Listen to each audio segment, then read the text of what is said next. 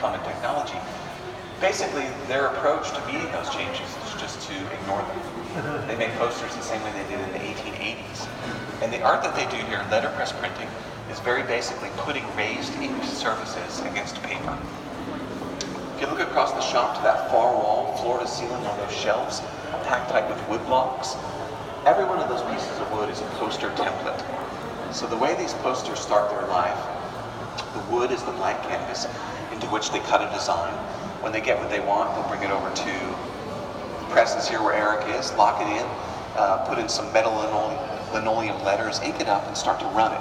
Now with letterpress, you can only really do one color at a time. So if your poster is red, blue, and gray, you might do all the reds first, put the posters aside, let them dry off, wipe off the ink, put on the next color, crank it back through, and then a third time. So this is a very painstaking, primitive approach to making art, but really worth it when you start to look at, I think, the beautiful example.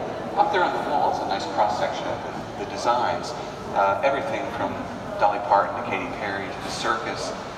The look of these posters, I think, is really eye-catching, but it's also powerful because this shop has a long association with the Grand Ole Opry and the Ryman. To this day, make posters for every show that happens at the Ryman. So if you go to see a show, you know, Steve Winwood was here last week, you get a limited run of those posters. Once they're gone, then they really start becoming collectible. You see them popping up on eBay, you know, 5-10 times what they went for. So I'm going to let you go in the shop and look at the cool posters and memorabilia.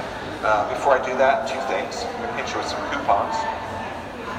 You can get 10% off if you care to. Take one and pass it around if you're interested. And second, I'm going to end up today with a little show and tell. As I told you up front, I do music journalism sometimes. And back in October of last year,